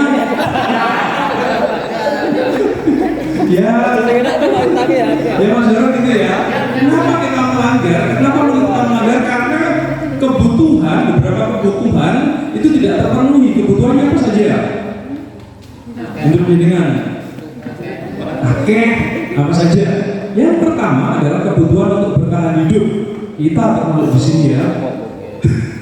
Kebutuhan untuk bertahan hidup. Oh iya. Kebutuhan untuk bertahan hidup, kita bekerja untuk melangsungkan keberadaan keluarga kita, ya kan? Anak-anak sekolah ya biar masa depannya bagus, biar bertahan hidup di kondisi yang berbeda ya kan. Yang kedua adalah kebutuhan akan kasih sayang, Mbak Bella. Oke. Kebutuhan akan rasa kasih sayang dan rasa diterima. Ya saya ini anak-anak kita sing menyendiri kayak ada kan pernah kan melihat murid kita dewean. Itu bukan siklus, bukan siklus saya. Kira-kira psikologisnya gimana? Ya, tertekan dia. Tertekan. Kenapa? Karena dia tidak diterima di kelompoknya. Nah, padahal itu adalah salah satu kebutuhan yang harus dipenuhi. ATM sendiri happy. Iya. Salah. Oke. Yang berikutnya adalah kebutuhan penguasaan, kebutuhan atas pengakuan atas kemampuan. Misalkan, saya percaya sama Mas Dedi. Mas Dedi punya kemampuan leadership yang bagus. Ya sesekali Mas Dedi jadi ketua, sesekali. Nah, kita artinya adalah bahwa teman-teman kita adalah memiliki potensi untuk diakui kemampuannya. Ya toh? Mungkin sekali Ustaz Jadi jadi ketua nggak apa. Ya biar. Ya, oke. Ya. Oh iya, oke seperti itu. Jadi kita sebenarnya juga ingin diakui keberadaan kita oleh teman-teman kita, ya kan? Nah, tuh.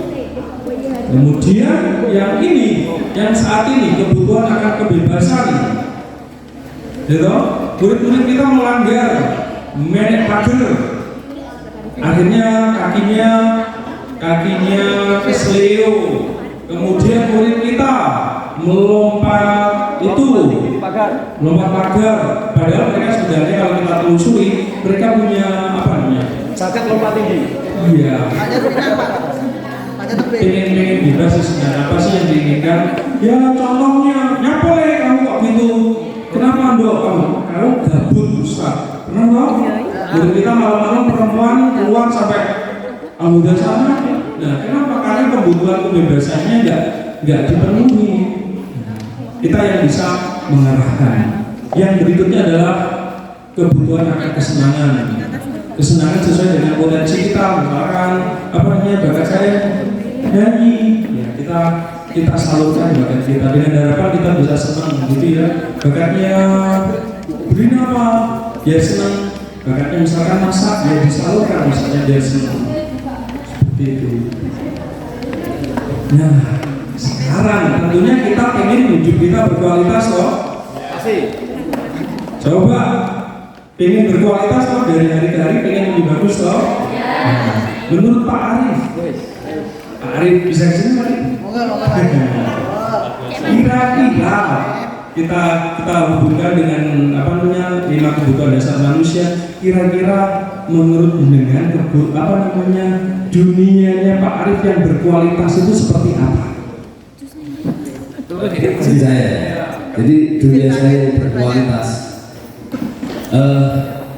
Saya menemukan itu maksudnya berkualitasnya itu ketika saya punya anak. Jadi saya merasa hidup saya berkualitas itu ketika saya bisa mencukupi kebutuhan anak dan istri saya, apalagi saat hamil raya itu sangat terasa sekali bahwa ketika kebutuhan dari anak dan istri saya itu sudah bisa beli baju, sudah bisa seperti yang lain, jajan dan lain sebagainya, rioyoan, saya dan istri saya berboncengan, dolan di Bu Erni, di Bu Dian dan lain sebagainya, itu itu menurut saya sudah alhamdulillah daripada yang lain sudah. Ini salah satunya. Terima kasih yang sepuas buat Mas Arif. Dari Ustazah, saya akan cukup ya. Saya kembalikan ke Bu Erni. Baik, Bapak Ibu, kita agak cepat karena waktu sudah hampir pukul 12. Sekarang kita pada materi 5 posisi kontrol. Hal ini sangat penting untuk kami bagikan ke Bapak Ibu agar nanti ada paradigma baru tentang bagaimana menyikapi segala permasalahan yang ada di sekolah.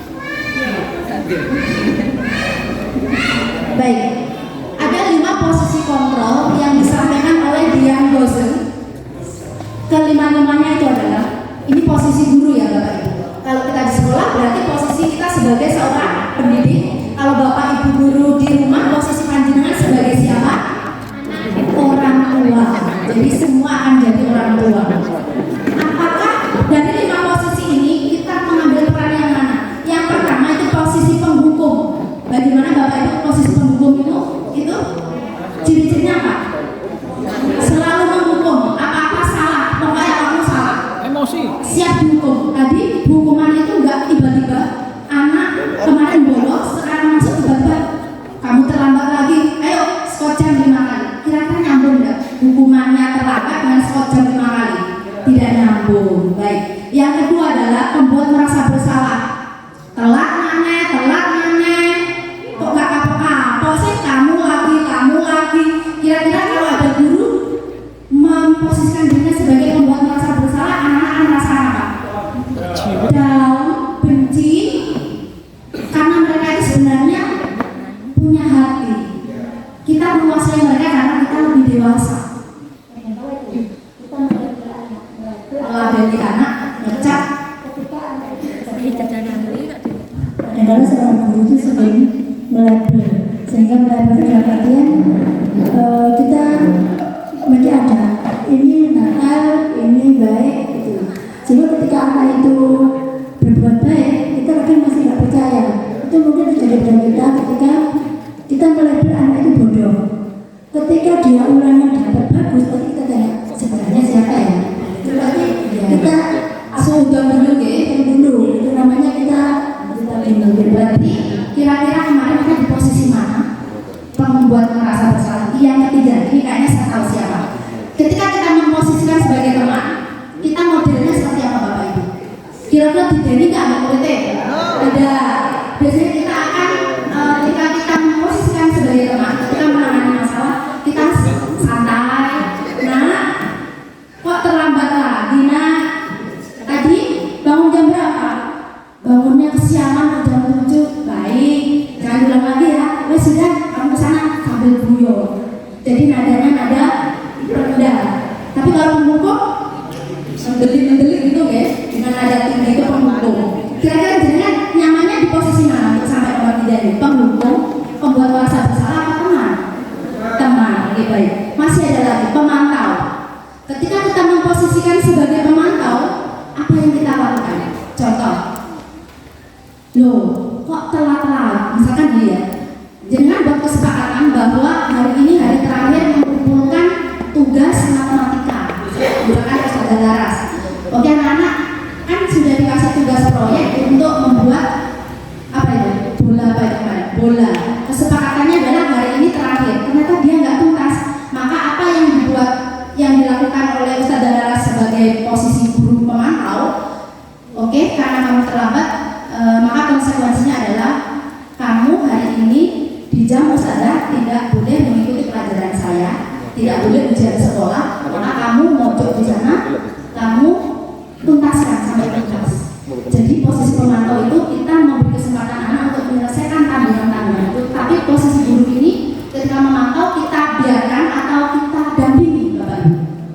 Kita dampingi sampai dia selesai. Itu posisi pemantau. Dan yang terakhir, manajer. Manajer itu berarti kita memposisikan diri sebagai seorang manajer. Kira-kira dari 5 posisi ini mana yang paling ideal dalam menangani anak-anak?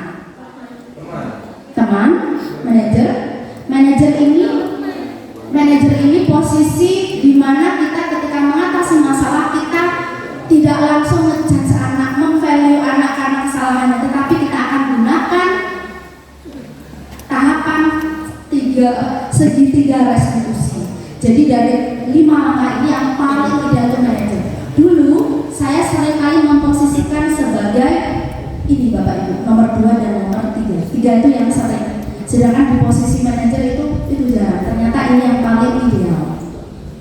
Ini tahu ya, ternyata atau enggak. Ketika kita memposisikan diri sebagai penghukum sama pembuat merasa bersalah, itu menimbulkan perilaku negatif, identitas gagal Bapak, bukan identitas sukses. Ternyata kalau kita memposisikan diri untuk menjadi penghukum, kemudian pembuat merasa bersalah, maka anak itu akan down. Dia tidak akan pernah memunculkan motivasi intrinsik. Yang ada adalah ya wes Kak Aroni, pokok aku mari sesuatu awas ya Pak, nek lulus awas sampean. Bahkan waktu saya kuliah dulu, dosen saya itu berkelahi sama mahasiswa. Tidak tahu kenapa. Mahasiswanya pagel kali nggak, buat sandal atau apa. Dulu pernah kejadian saya ya, ngantem apa? Pakai penghapus. Berarti posisi guru sebagai apa itu? Penghukum. Kalau penghukum rata-rata fisik. Kemudian kalau jenengan lihat di situ posisi teman dan pemantau itu menimbulkan identitas sukses. Kira-kira berhasil tidak kalau kita memposisikan teman, kita memantau, berhasil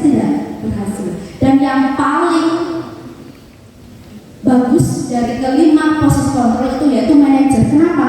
Ketika kita memfasilitasi anak-anak menyelesaikan masalah dengan cara-cara yang bagus, karena nanti ada 3 langkah studi, maka itu akan membangun motivasi internal. Awalnya kita memotivasi eksternal, karena motivasi dibangun dari guru, menyadarkan anak, oh ternyata datang terlambat itu salah. Keyakinan apa yang sudah kamu langgar, nak? Keyakinan apa yang sudah? Keyakinan apa? Disiplin. Kita sudah membuat keyakinan bersama. Apa yang kamu langgar disiplin? Kira-kira mau memperbaikinya? Mau saja. Kira-kira langkah apa yang akan kamu lakukan? Maka solusi ini timbul dari anak. Tugas kita memfasilitasi. Kita tidak pakai suara yang keras, bengok-bengok. Maka anak akan menyadari kesalahannya. Pada akhirnya, karena dia tahu salah, dia akan memunculkan motivasi internal. Oh, besok aku tidak akan terlambat lagi. Seperti itu, Bapak Ibu. Segitiga, kita langsung ke segitiga restitusi. Segitiga restitusi adalah proses dialog yang dijalankan oleh guru, kalau posisi kita orang tua di rumah deh, untuk dapat menghasilkan murid yang mandiri dan bertanggung jawab. Solusi ini berangkat dari murid, bukan guru. Guru hanya memfasilitasi. Restitusi juga merupakan proses kolaborasi. Jadi restitusi tidak bisa dilakukan secara mandiri seorang diri, tetapi memerlukan kolaborasi dengan semua pihak untuk mencapai solusi dari segala permasalahan. Segitiga restitusi membantu murid berpikir, kira-kira kalau kamu sudah menyelesaikan masalah ini, sudah berani untuk tidak datang terlambat, dengan cara apa? Besok saya akan pakai alat itu saja. Oke, kalau di asrama siapa yang bisa bantuan kamu? Pengurus saja. Lihat pengurus gak bisa sopo teman saya. Kira-kira kalau berhasil kamu ingin menjadi pribadi yang bagaimana? Oh, saya ke depan ingin jadi orang yang sukses. Saya akan tepat waktu, saya akan disiplin. Itu akan muncul dari pribadi anak-anak. Jadi seperti ini. Kemudian 3 langkah restitusi, ada 3 sisi. Sisi yang pertama, dengan lihat menstabilkan identitas. Maka kalimat-kalimat pertanyaannya akan seperti kita ngomong, berbuat salah itu sangat sekilas menstabilkan identitas itu pokoknya kita pro ya sama murid ya. Benar tidak?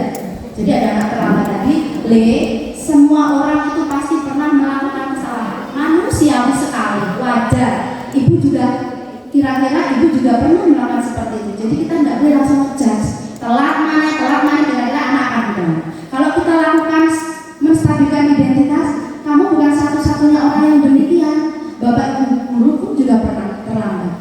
Ini kita coba. Kira-kira kalau anak kita dikomunikasikan seperti ini, apa yang mereka rasakan?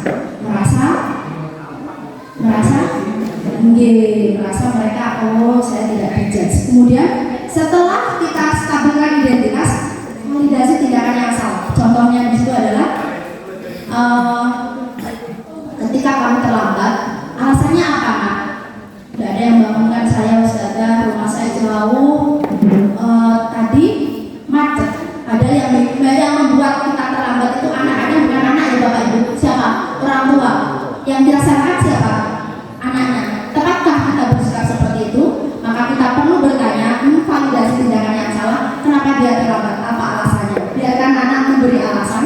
Kemudian setelah cooling down, kita lakukan tindakan yang terakhir, yaitu menanyakan keyakinan.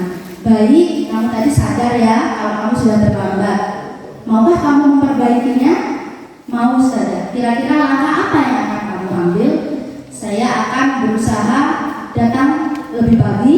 Kalau di asrama itu kan biasanya kalau malam tidurnya sampai jam 12 malam, saya akan mencoba tidurnya pukul 10 saja. Setelah itu langkahnya apa lagi? Kita biarkan dia memberikan solusi sendiri. Kita hanya memfasilitasi. Baik, kalau begitu saya akan setelah sholat tahajud, sholat subuh saya nggak tidur lagi. Dan insya Allah saya akan bisa tepat waktu.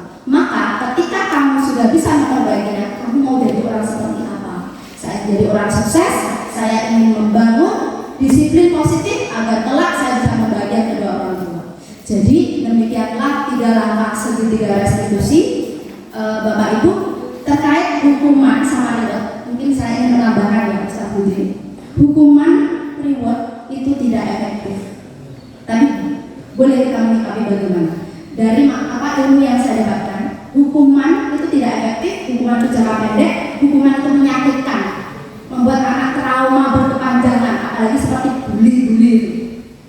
sangat menyakitkan. Sedangkan reward itu akan membuat anak ketergantungan. Contoh, ketika jenengan dikasih lele bijimu 100, sesuk API duit 100.000, anak akan ketergantungan. Malah ada yang bilang bahwa penghargaan itu sebenarnya menghukum. Nah, jadi seperti ini. Tetapi kita ambil jalan tengahnya tadi, kita kembalikan pada diri kita. Mungkin saya setuju kalau reward itu dalam bentuk kalimat verbal, kebutuhan biasa seperti itu. Kalau ingin kita memberikan, bagaimana dengan reward ketika seperti itu Bapak Ibu? Kalau itu secara global, bunga punya cara sendiri loh. Ternyata semua dikasih rata. Saya setuju Bapak seperti itu. Kalau kita hanya ngasih satu orang akan menimbulkan persaingan. Itu langkah-langkahnya tadi. Tadi yang mengatakan identitas, kalau kita review lagi, setiap orang itu ingin melakukan yang terbaik. Jadi membuat kesalahan itu sesuatu yang wajar. Semua perilaku memiliki alasan. Contoh, ketika jam lari beduk kita turun, anak-anak main sepak bola, betul apa tidak? Bel berbunyi masih bal-balan. Kira-kira mereka itu punya alasan tidak kok bal-balan? Apa? Ingin memenuhi kebutuhan kesenangan, tapi itu ternyata berbenturan dengan kewajiban mereka yang harus disiplin. Jadi satu tindakan itu ternyata ada alasannya. Menanyakan keyakinan, jika segitiga restitusi ini kita bisa lakukan dengan baik, secara sadar anak itu akan menciptakan motivasi internal yang berangkat dari diri mereka sendiri, dan ini efeknya akan jangka panjang. Dari sini Bapak Ibu bisa memahami apa yang kami sampaikan. Ciri-ciri segitiga restitusi. Restitusi itu bukan untuk menebus kesalahan, namun belajar dari kesalahan. Restitusi memperbaiki hubungan dia. Misalkan ada anak yang terlambat, dia memperbaiki hubungan dengan teman-temannya, dia memperbaiki hubungan dengan koleganya. Restitusi itu merupakan tawaran, bukan paksaan, karena anak berdialog dengan kita. Restitusi menuntut untuk melihat dalam diri, mencari kebutuhan dasar yang mendasari diri. Kenapa dia begitu? Kita akan tahu alasannya. Restitusi adalah cara yang paling baik. Restitusi fokus pada penanaman karakter, bukan tindakan. Restitusi itu menguatkan karena membangun motivasi internal. Restitusi fokus pada solusi. Setuju? Sepakat Bapak Ibu? Restitusi akan mengembalikan murid yang tadinya berbuat salah, dia akan kembali pada kelompoknya. Saya melihat tim agama sudah merestitusi anak-anak. Mungkin beberapa hal perlu kita perbaiki, karena selama ini ketika kita merestitusi anak-anak, kita lebih menempatkan posisi kita sebagai apa Bapak Ibu? 5 kontrol tadi, posisi kita sebagai penghukum. Baik, kita sudah berada di akhir. Saya menginginkan refleksi dari panjenengan semua. Kira-kira hal apa yang jenengan pelajari hari ini yang tak terduga, apa yang sudah merubah mindset Anda, dan ke depan jenengan ingin seperti apa? Monggo Bapak Ibu, bapaknya berapa, ibunya berapa, setelah itu kita tutup. Oke, silakan dari bapak-bapak dulu. Dari kegiatan hari ini, apa manfaat yang dapat kita petik? Ustaz Jamal, monggo.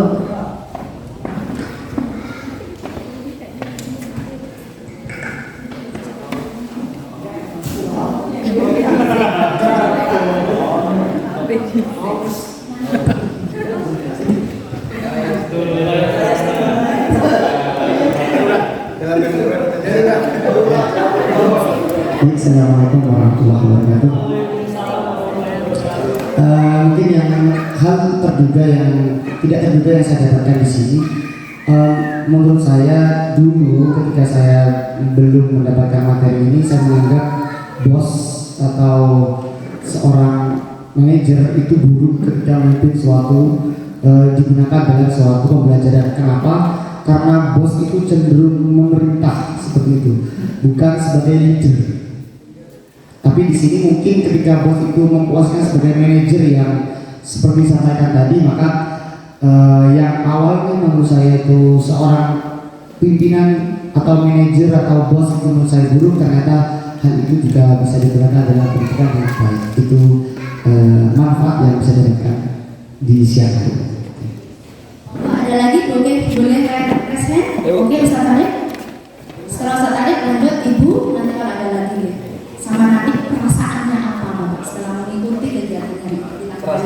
Utangnya sedikit.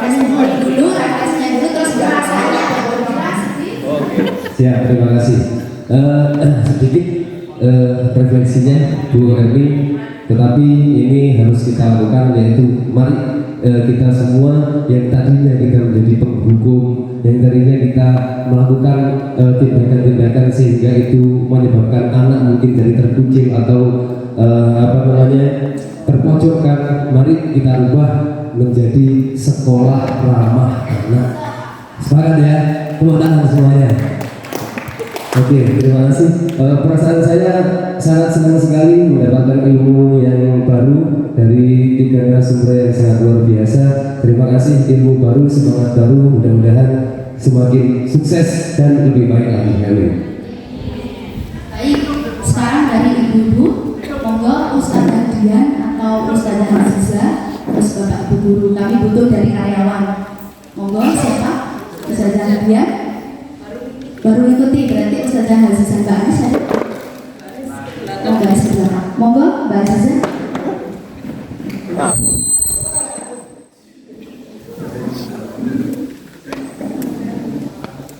Terima kasih Ustazah Erni. Mungkin yang Oke, Pak. Tangan ben. Nah.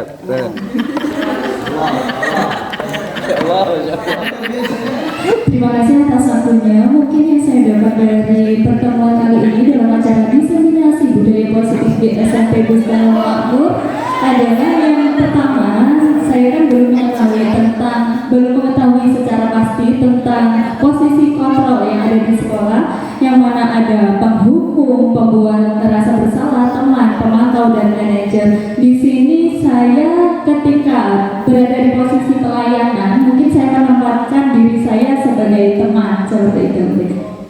Karena melayani anak-anak butuh dan suasana hati yang bersahabat seperti itu.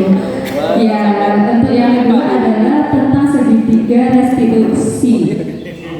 Ya, segitiga restitusi, jujur ini pertama kali saya mendapatkan materi ini dan saya mendapatkan kebermanfaatan insya Allah dan bisa diimplementasikan ke kehidupan sehari-hari. Itu saja dari saya, terima kasih Bu Erni. Baik, ada lagi dari Bapak Ibu? Monggo, mungkin guru baru karena jenengan baru terjun ke dunia pendidikan. Ustazah Lia sama Ustazah Lia masing-masing, monggo. Luar biasa. Wassalamualaikum Muhammad.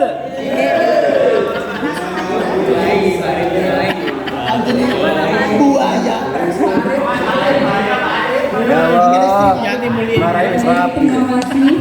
Refleksi dari acara diseminasi budaya positif di SMP Makmur yang saya dapatkan, awalnya itu menurut saya reward itu penting dan bisa memotivasi siswa. Ternyata memberikan reward atau penghargaan itu malah menjadi siswa ketergantungan. Jadi setelah mengikuti acara ini, saya bisa mengetahui lebih banyak bagaimana cara memperlakukan siswa dengan baik.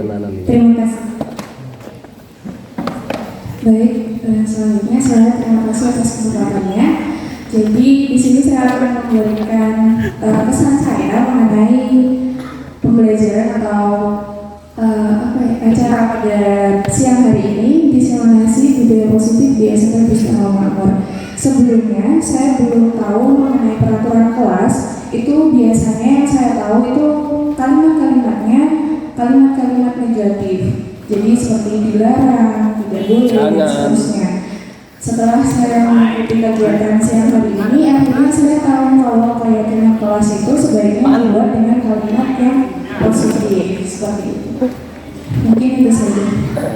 Perasaannya alhamdulillah menyenangkan karena dibuat dengan suasana yang menyenangkan juga. Terus banyak ilmu yang bisa saya dapat. Kemudian itu sih. Sampai masih ada lagi? Monggo. Mama.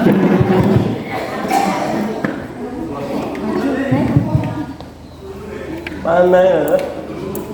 Assalamualaikum warahmatullahi wabarakatuh. Pengalaman yang saya dapatkan dari sini banyak hal ilmu baru.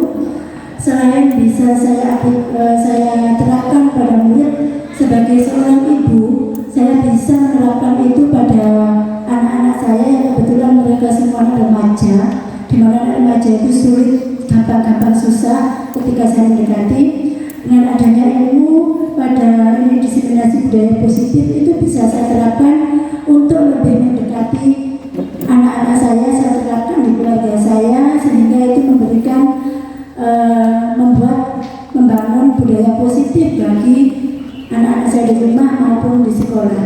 Terima kasih, perasaan saya sangat senang di sini mendapatkan ilmu yang baru.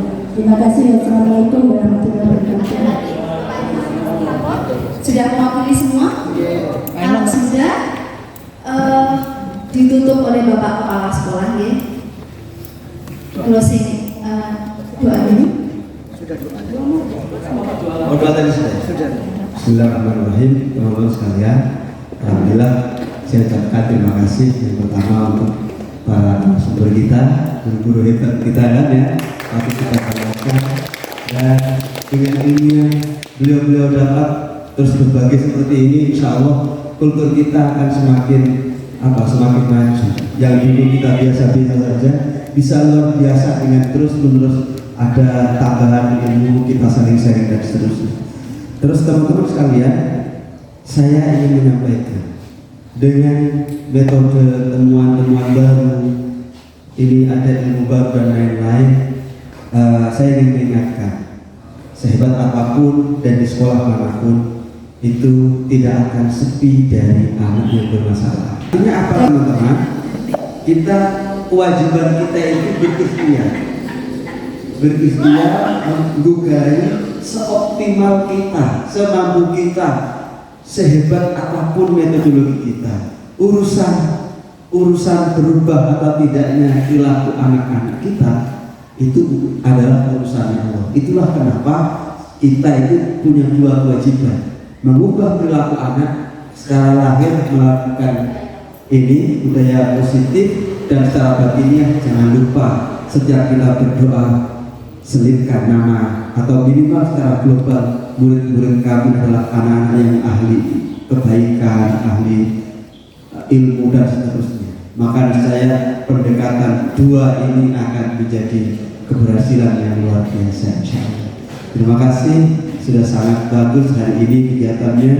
Insya Allah kita akan jumpa lagi pada pertemuan-pertemuan yang lain, dan insya Allah tetap dengan Assalamualaikum warahmatullahi wabarakatuh. Bapak Ibu Guru, pada kesempatan kali ini saya ingin menyampaikan refleksi saya setelah mempelajari modul 1.4 tentang budaya positif. Disiplin positif merupakan unsur utama dalam mewujudkan budaya positif yang kita cita-citakan di sekolah kita. Budaya positif itu memiliki tujuan, yaitu menanamkan motivasi internal dalam diri murid-murid agar mereka bisa menjadi seseorang yang mereka inginkan dan menghargai diri sendiri dengan nilai-nilai kebajikan yang mereka percaya dan yakini. Selanjutnya, ada hal-hal baru dan tak terduga yang membuat saya tercengang. Yang pertama, tentang keyakinan kelas. Sebelumnya saya menggunakan peraturan kelas untuk mendisiplinkan murid-murid saya, namun pada kenyataannya peraturan kelas tersebut justru dilanggar oleh murid-murid saya. Peraturan kelas tersebut dilanggar dikarenakan kalimat-kalimat yang digunakan dalam peraturan kelas cenderung negatif, seperti jangan, dilarang, dan tidak boleh. Berbeda dengan keyakinan kelas, keyakinan kelas dibuat berdasarkan kesepakatan-kesepakatan melalui curah pendapat yang disepakati bersama oleh murid-murid. Keyakinan kelas berupa pernyataan-pernyataan menggunakan kalimat-kalimat positif. Selanjutnya tentang penghargaan. Menurut seorang pakar Alfikon, tindakan memberikan penghargaan itu sama nilainya dengan memberikan hukuman kepada seseorang. Bahkan secara ideal beliau menyatakan, belajar itu sendiri adalah sangat ideal dan merupakan penghargaan yang sesungguhnya. Yang ketiga, tentang posisi manajer. Dari kelima posisi kontrol, posisi manajer adalah posisi yang paling ideal dan disarankan untuk diterapkan kepada murid-murid untuk menanamkan motivasi internal agar mereka bisa menjadi pribadi yang mandiri, bertanggung jawab, dan dapat memecahkan permasalahan mereka. Sebagai penutup, saya ingin menyampaikan hal penting untuk dipelajari dalam menciptakan dan menumbuhkan budaya positif, yaitu perlunya tindakan dan keteladanan yang konsisten. Upaya untuk menciptakan tindakan dan keteladanan yang konsisten tidak dapat dilakukan secara mandiri, perlu adanya kolaborasi dari seluruh komponen sekolah agar budaya positif tersebut dapat tercipta dan diterapkan di sekolah. Harapannya budaya positif dapat diwujudkan untuk mewujudkan pendidikan yang berkarakter profil pelajar Pancasila. Demikian yang dapat saya sampaikan, semoga membawa manfaat. Wassalamualaikum warahmatullahi wabarakatuh.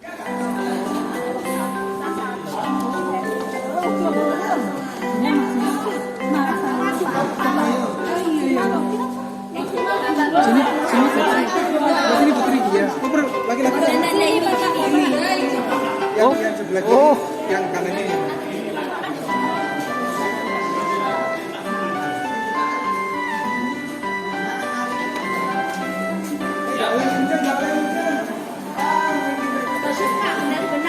Golput bukan pilihan, Bapak.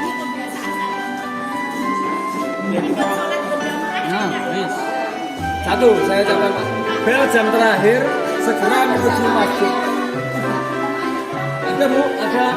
Ini biasanya bel jam terakhir segera menuju masjid stop layanan.